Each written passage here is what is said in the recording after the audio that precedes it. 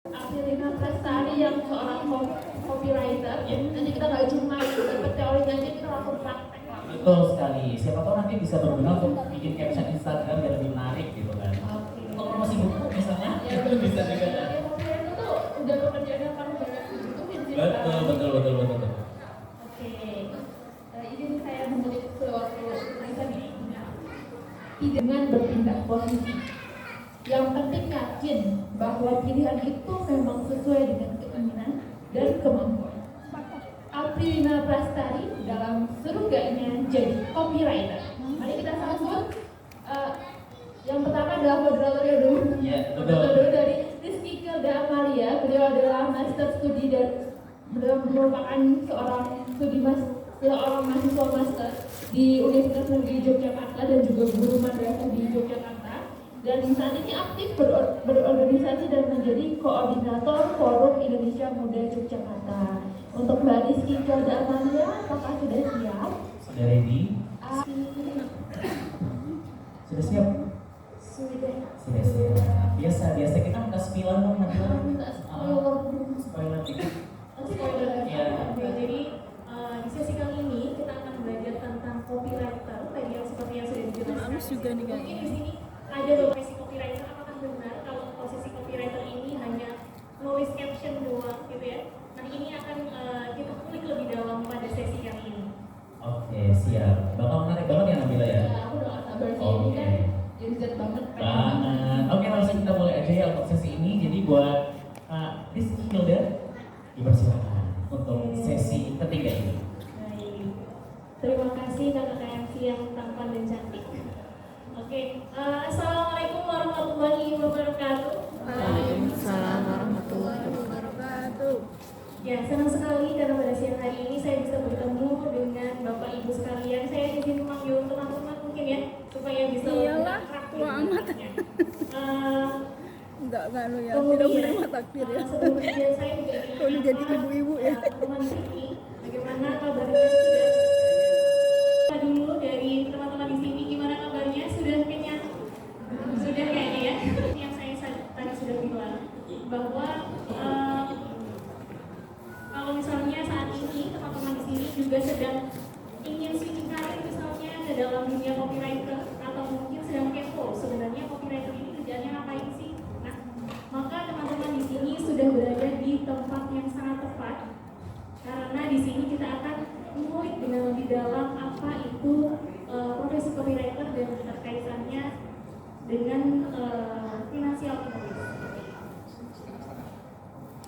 Baik, tentunya di sini saya tidak sendirian ya, karena di sini saya akan ditemani oleh seorang pembicara yang luar biasa dan sudah berpengalaman di bidangnya. Beliau adalah seorang lulusan dari Universitas Gadjah Mada dan Universitas Indonesia yang melalui karir sebagai seorang wartawan dan penyiar radio, lalu menjadi copywriter di advertising agency selama 8 tahun ya, sangat lama gitu ya. Nah saat ini ibu dari dokter ini merupakan seorang founder dari Risalah Branding, sebuah branding agensi yang fokus menangani brand-brand lokal. Beliau juga aktif sebagai seorang dosen komunikasi. Selain itu juga beliau banyak menulis tentang keluarga dan komunikasi dan sudah banyak diterbitkan oleh para penerbit mayor. Salah satu dari judul bukunya adalah Seru Enggaknya Jadi Copywriter yang sudah diterbitkan oleh Gramedia. Langsung saja kita sambut Mbak Aprilina Prestari. Silakan boleh disebut.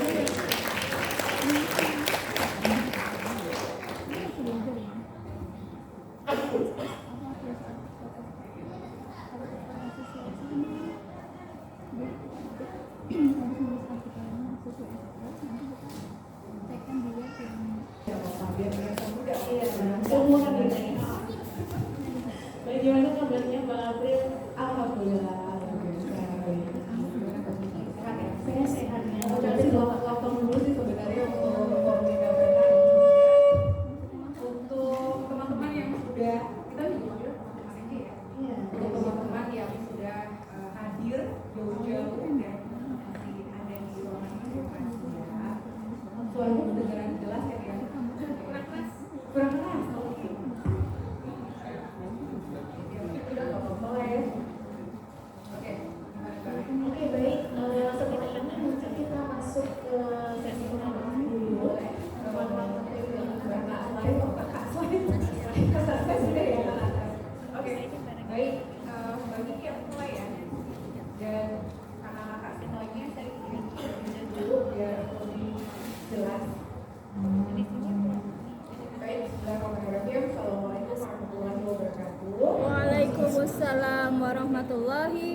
wabarakatuh.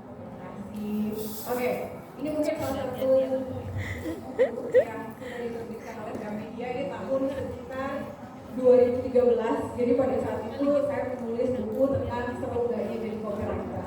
Jadi pada saat pertama kali saya jadi copywriter itu di tahun 2000.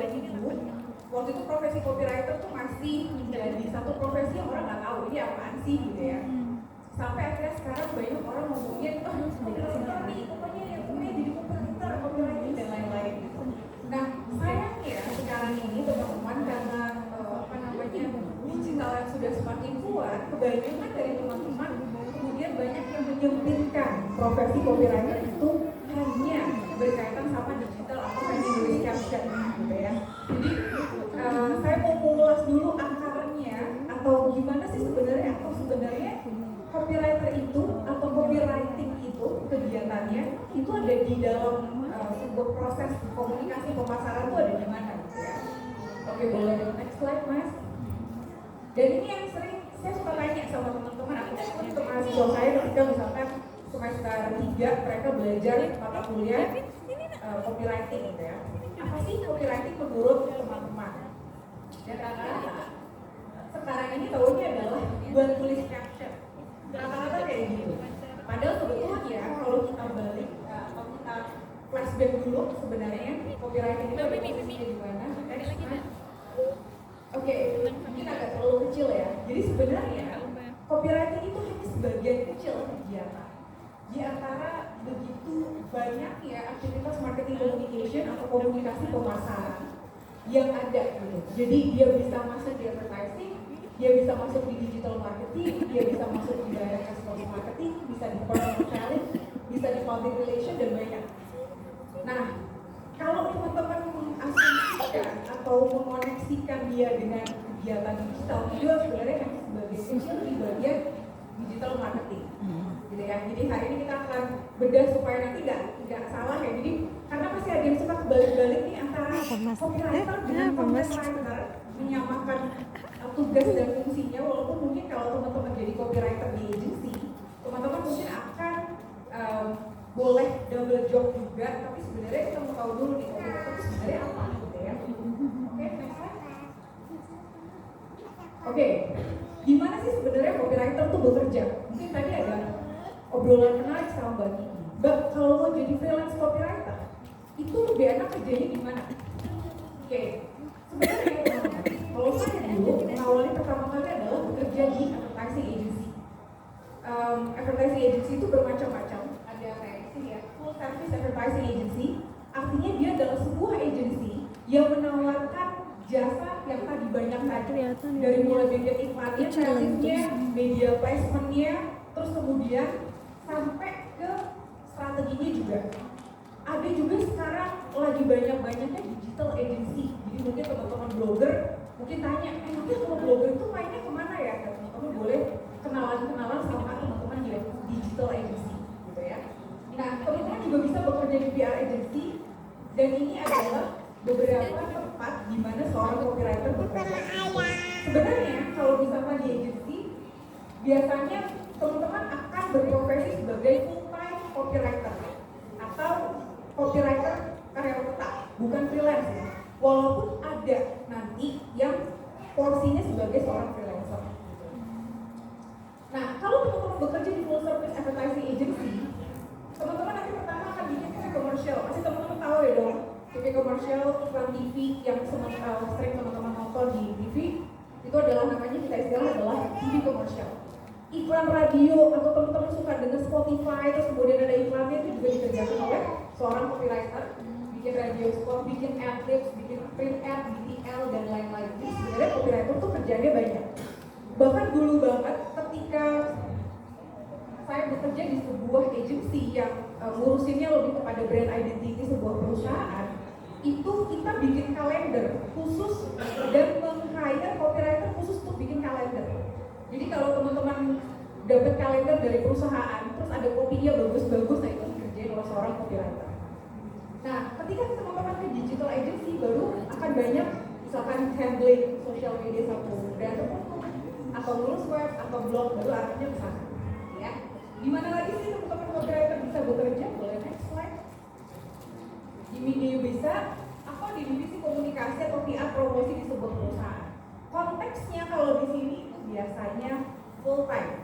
Karena kalau misalkan di perusahaan kayak satu perusahaan tertentu sekarang mereka punya internal advertising ya. Jadi mereka punya divisi khusus internal yang mengerjakan iklan-iklan perusahaan. Biasanya teman-teman akan bekerja di situ. Oke, next.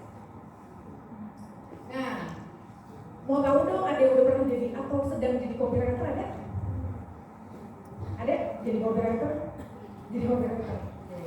Ada yang jadi content writer? Jadi content writer? Oke, apa sih bedanya antara copywriter dan content writer? Oke, pertama selalu kita lihat dari tujuannya. Tujuannya mau apa dulu nih, gitu ya? Karena kalau misalkan content writer, kalau penulis buku itu rata-rata misalkan langsung ngomong ke siapa? Ke audiens ya. Buku yang teman-teman bikin itu yang dibaca langsung ke audiens, walaupun mungkin melewati proses penerbit. Tapi kalau menjadi copywriter, teman-teman akan berhubungan dengan brand owner atau pemilik brand. Dan pemilik brand ini biasanya diwakili oleh agency yang pegang satu brand tertentu. Secara siklus kerjanya tuh brand owner perusahaan, saya misalkan apa? Mayora gitu ya. Mayora bikin iklan, mereka harus bikin campaign, kampanye komunikasi untuk mempromosikan satu brand tertentu, misalkan Roma gitu. Mereka nanti akan hire agency untuk bekerja untuk mereka, dan di dalam agency itulah baru ada copywriter-nya. Jadi tujuan dari copywriter itu sebenarnya adalah untuk mempromosikan atau mengajak orang lain untuk melakukan sesuatu, promosi. Karena tadi balik lagi ke fungsinya marketing communication, lebih ke mempromosikan sesuatu. Ujung-ujungnya pasti nanti branding, gitu. Terus kemudian kalau content writer tuh tugasnya apa? Lebih kepada mengedukasi, lebih ke arah sana. Itu kenapa? Kalau content writing itu tulisannya jauh lebih panjang. Kalau di istilah di dunia copywriting, kita selalu dituntut untuk seorang copywriter itu ya. Ada istilah namanya harus jago bikin short copy dan long copy. Kalau saya bilang tagline-nya copy itu apa?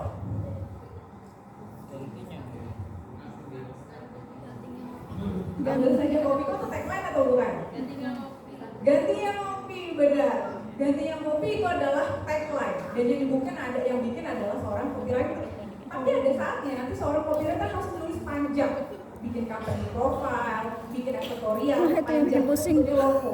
Apa? Atau kalau misalkan saya bilang trace dari WSWS Bagas ini, itu juga tugasnya seorang copywriter untuk gimana caranya menciptakan catchy phrase yang orang menantang.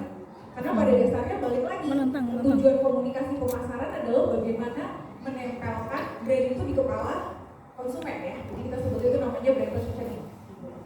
Oke, yang kedua,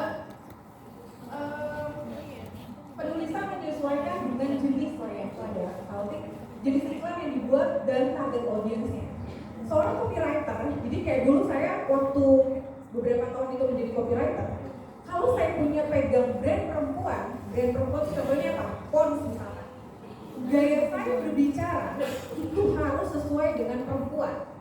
Misalkan saya bikin print ad ya, jadi di print ad itu ada, nanti saya akan kasih spill dikit tentang apa namanya, Mas boleh copywriter dulu aja. Kalau nggak apa-apa mau ide. Jadi kalau kita pegang brand perempuan, jadi kayak tadi saya bilang ya, copywriter itu kerjanya untuk brand owner, untuk pemilik brand. Beda sama kalau kita penulis buku.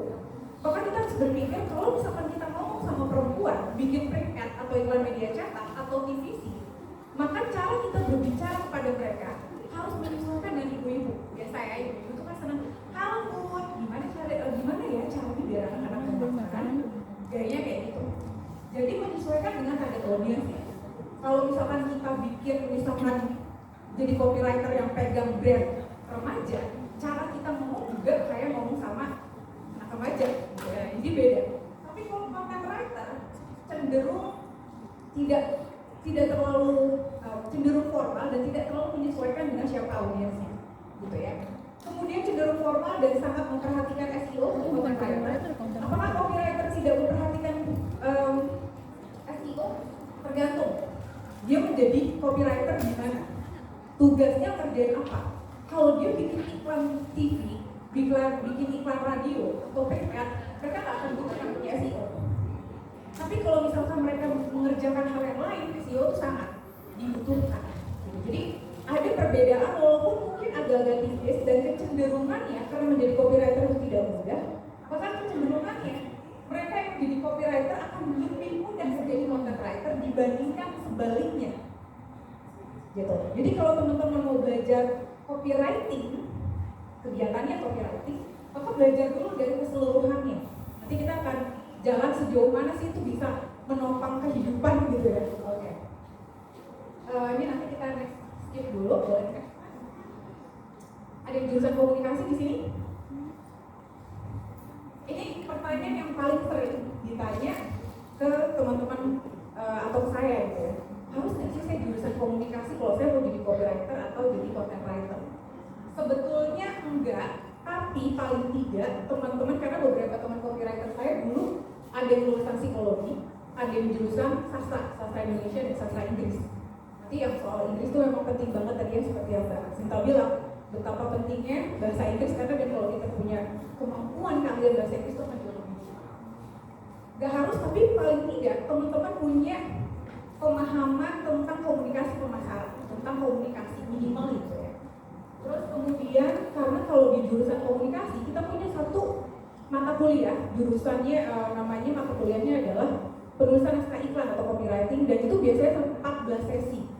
Jadi dari mulai kita belajar baca brief, menentukan pesan dan ide, nanti saya mau skill dikit gimana caranya copywriter itu menentukan pesan dan ide untuk iklan sampai jadi sebuah iklan, gitu ya.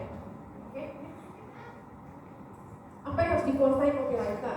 Tetap ya, namanya writer sama seperti teman-teman ketika menjadi penulis, harus ngerti gimana caranya nulis pakai. Ada saatnya seorang copywriter gini. Saya tuh paling kemarin baru diminta punya nggak kenalan copywriter yang bisa menulis annual report dalam bahasa Inggris, dan itu terus terang merupakan tantangan dan susah. Kenapa? Satu harus jago bahasa Inggris, dia dua harus bisa nulis, dan nulis annual report tuh nggak gampang. Gitu ya. Jadi paling tidak memang harus bisa Ya Allah, aku tulis belajar banget. sesuai dengan fungsinya. Apakah kita akan ngomong secara formal, informal, dan lain-lain. Terus kemudian yang kedua, pasti ya pengetahuan buat iklan untuk media tradisional dan digital. Kalau saya bilang di sini media tradisional itu bukan berarti bikin kentongan gitu, bukan ya. Tapi tradisional itu adalah media-media tidak menggunakan internet. Membuat TV, membuat iklan radio seperti itu. Walaupun sekarang udah ada pergeseran sedikit ya tentang kayak bisa menulis panjang dan pendek, bisa bermain dengan kata, kreativitas dalam mengemas pesan dan ide. Nanti saya akan spill sedikit aja untuk teman-teman supaya ada bayangan. Oke. Ada pertanyaan menarik sih tadi ya. Gimana kalau misalkan copywriter itu belum ada pengalaman atau dia belum pernah bekerja di agensi? Biasanya perekrut itu melihatnya apa? Kalau saya perekrut copywriter, ini yang akan saya lihat. Jadi waktu itu saya pertama kali awal-awal saya jadi copywriter, saya nggak ditanya soal IPK kamu berapa, kamu lulusan dari mana, atau sejauh mana kamu mengerti markom ya. Tapi ditanya adalah kemarin nonton film terakhir apa? Itu pertama ya. Menurut kamu film itu kayak apa? Terus karena waktu itu saya banyak pegang brand perempuan, ditanya kamu sebagai ibu ngapain aja? Menurut kamu kalau ibu itu sukanya ngapain ya kalau misalkan di dapur? Terus saya pegang beberapa brand perempuan kecantikan, jadi ditanya adalah aktivitas-aktivitas perempuan. Kalau dalam konteks komunikasi pemasaran itu namanya consumer insight, mencari consumer insight. Jadi yang ditanya adalah itu. Novel terakhir kamu baca apa? Menurut kamu gimana? Modelnya kayak gitu. Jadi yang dilihat adalah aktivitas kita, kreativitas kita, kemudian portofolio itu pasti, karena mereka akan melihat kecenderungan kita biasanya bikin iklan untuk brand apa, ya, untuk portofolio. Terus kemudian tadi pemahaman dengan kesesuaian dengan brand yang akan kita tangani. Jadi kalau kita pegang satu brand perempuan, maka biasanya kita akan dilihat sejauh mana kita mengerti itu, ya. Oke. Terus kemudian, nah ini pertanyaan yang paling sering ditanya, tapi kayaknya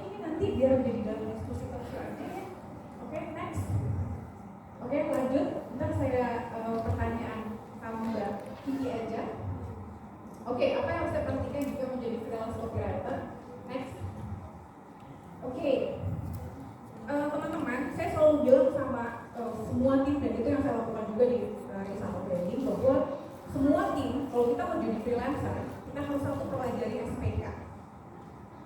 Udah pakai SPK aja, walaupun kadang saya ada dalam posisi memberi pekerjaan dan juga menerima pekerjaan, tapi SPK itu membuat kita mengetahui apa sih sebetulnya ruang lingkup kita. Itu yang paling penting, karena di situ ada tugas dan tanggung jawab. Jadi teman-teman yang mau jadi freelancer, pertama adalah baca SPK atau surat perjanjian kerjasama, karena dunia agensi itu dunia yang agak kejam. Kalian bisa teman-teman udah ngerjain satu pitching gitu ya, ngerjain satu tapi ternyata iklannya nggak kepake atau proposalnya nggak kepake dan teman-teman nggak dibayar. Bahkan biasanya kalau misalnya kayak gitu, teman-teman dari awal harus tanya, kalau dia berupa pitching atau belum dapat, jadi pitching tuh kayak tender gitu, kalau misalkan belum dapat, kira-kira saya nanti dibayar nggak? Gitu. Jadi itu pertanyaan standar sebetulnya, karena apalagi kita harus arahnya ke sana ya. Kemudian pelajari klien yang akan ditangani, terus kemudian, nah, yang paling penting teman-teman, mungkin kemarin ngobrol sama Mbak Ezi juga ya, misalkan sekarang tuh agensi tuh melihatnya kayak apa sih? Agensi itu akan melihat orang yang bisa diajak kerjasama dimanapun. Karena biasanya kalau freelancer itu mereka nggak harus ke kantor, mereka menerima brief itu hanya dari WA atau telepon, kemudian sekarang pakai Zoom dan Gmail, terus habis itu pekerjaan itu udah dikasih deadline.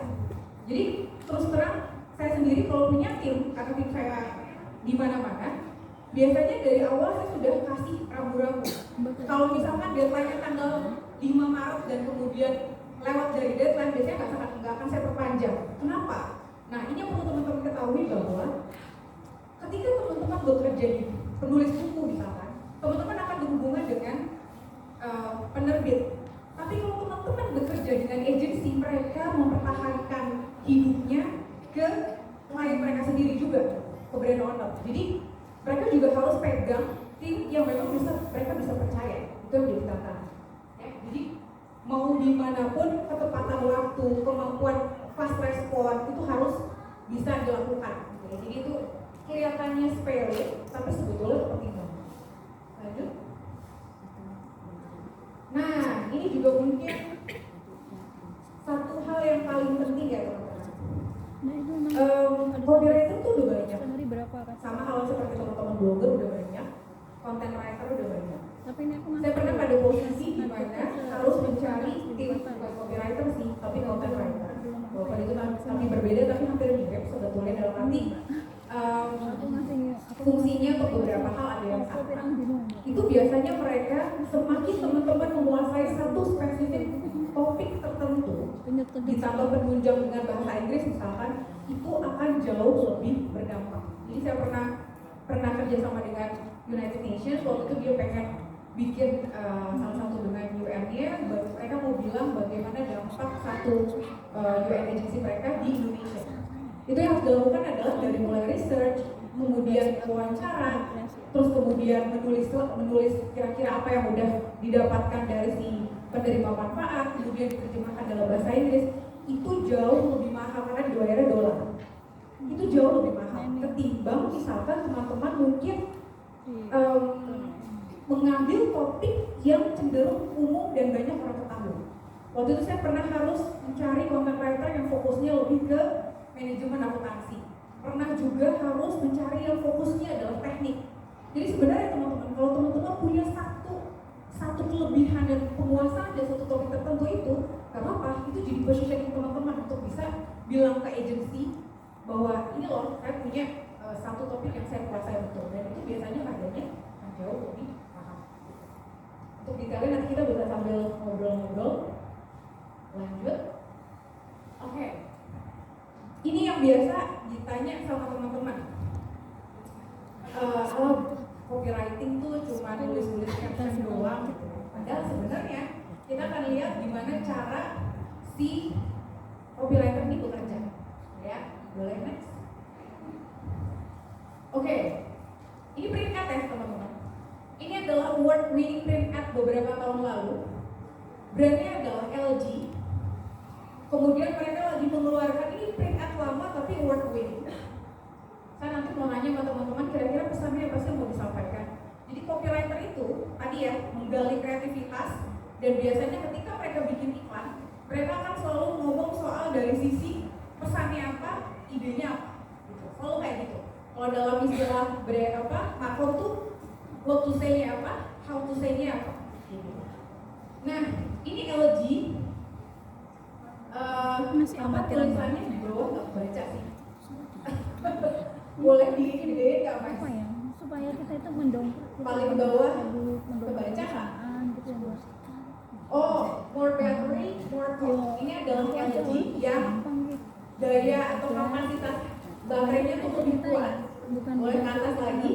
paham kesehatan, paham Oke. kesehatan. Yang pertama, headline-nya adalah Where's the relationship going?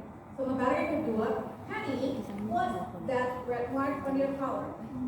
Saya mau tanya, siapa yang tahu pesannya ini apa? Pesan iklannya apa? Nggak kelihatan. Ada yang mau jawab? Watch. Pesan iklannya apa? Di tangan dong.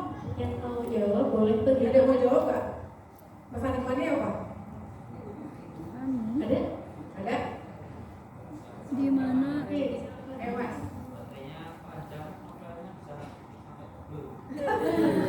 Sip. Dari pesannya adalah LG baterainya tahan lama. What to say? LG baterainya tahan lama. Cuman itu doang, karena iklan adalah bagian dari komunikasi bagaimana kita nempelin pesan itu ke dalam benak konsumen, gitu ya. Jadi cuma itu. Contoh ini, contoh ada novel tulisan. Kalau dia bertanya kan, ini mau dibawa kemana sih hubungan kita gitu ya. Itu pasti kalau nelpon bakalan panjang kali lebar kan ya.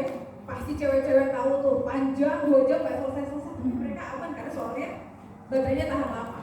Sementara yang ini, kalau istri ngelihat ada lipstick di keras suaminya, pasti dia nanya pasti panjang juga dong. Jadi dia mengangkat idenya adalah diskusi panjang yang kemudian mereka angkat ke dalam visual seperti ini. Makanya saya bilang, seorang copywriter itu harus visual thinking, di mana dia akan bekerja dengan art director untuk menghasilkan iklan-iklan yang tadi, yang bunyi tadi, gitu. Mungkin agak sedikit beda ketika teman-teman menjadi penulis buku, teman-teman hanya menulis, atau nggak terlalu berpikir soal visualnya gitu. Tapi kalau jadi copywriter itu selalu bekerja sama dengan namanya art director, dan mereka harus menghasilkan iklan-iklan yang menarik tadi. Itu sebenarnya fungsinya. Nggak lumayan, Mbak. Ini aluminium foil. Apa enggak? Tolong mas. Saya juga lupa ini sebenarnya. Oh, ini tagline-nya adalah keep it fresh. Ini dia adalah aluminium foil.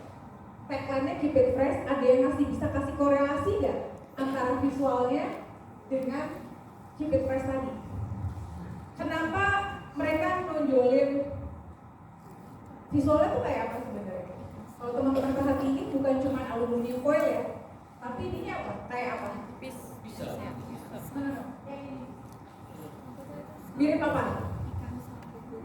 Sirip ikan. Kelihatan kayak di belakang. Mirip apa? Kulit ikan, sirip ikan. Mirip Kulit ikan. sisik ikan. Sirip ikan. Kemudian di atasnya ikan gitu ya. Karena di sini sisik. Jadi dia mau bilang aluminium foil ini sebegitu menjaganya loh, sampai benar-benar kayak baru disayat dari kulit apa? Langsung kulitnya. kayak sesegar itu. Gitu. Ini baru contoh iklan. Kalau teman-teman misalkan jadi copywriter untuk di full service agency ya, yang ngurusin adalah iklan-iklan, kita sebutin namanya iklan above the line atau iklan-iklan yang menggunakan media di atas kayak media cetak gitu. Nanti di sana teman-teman harus bikin media televisi atau radio yang sebenarnya mungkin teman-teman nanya, kayak sekarang kalau media tradisional kayak gitu udah nggak terlalu Ini ini buka frame, ini nggak ya, susah. untuk beberapa agensi Tapi dilihat itu masih harganya berapa? menjadi primadona. Terus sama konten. Dan sebenarnya ketika pun teman-teman kerja di digital agency, teman-teman harus bikin iklan untuk di YouTube misalkan atau di Spotify, cara bekerjanya sebetulnya sama. Yang membedakan hanya medianya aja. Sementara itu dulu teman-teman, nanti kita bahas di diskusi sama Pak. Oke, terima kasih Mbak Tio. Materi itu sangat menarik sekali ya teman-teman semuanya. Di sini kita jadi belajar bahwa ternyata iklan pun nggak selalu khas gitu ya, tapi bisa juga tuh terlihat soft, kita tetap suka gitu melihatnya, tapi sebenarnya itu adalah iklan gitu. Betul. Oke, di sini kita akan lanjut ke sesi ngobrol-ngobrol santai dengan Mbak Antil. Nah, kalau dari materi yang sudah disampaikan tadi Mbak Antil, saya penasaran sih, perlu pandangan Mbak Antil, kalau misalnya seorang yang baru mungkin merintis karir di bidang copywriter, itu sebaiknya lebih baik masuk ke agensi atau langsung freelance? Oke. Pertama, sebetulnya tidak ada yang salah untuk menjadi freelancer, tapi yang tadi saya bilang bahwa pada akhirnya rekruter itu akan melihat portofolio. Nah, bagaimana kita punya portofolio banyak? Biasanya kita baiknya kerja di advertising agency dulu. Tapi mungkin karena ini adalah teman-teman dari FLP yang saya tahu banget visi-misinya seperti apa. Jadi waktu itu ketika saya menjadi copywriter, maka saya sudah mengajukan syarat pada saat saya diterima. Saya tidak akan pegang iklan rokok, saya tidak akan pegang alkohol, dan saya terakhir kemudian beberapa belakangan saya bilang saya tidak memegang bank. Jadi dari awal kalau teman-teman mau terjun di dunia agensi, kan tadi saya bilang bahwa copywriter itu orang kreatif akan bekerja dengan agensi, ya akan bekerja dengan agensi. Yang agensinya itu akan menerima job apapun dari kliennya, kecuali kalau memang dari awal dia memang sudah buat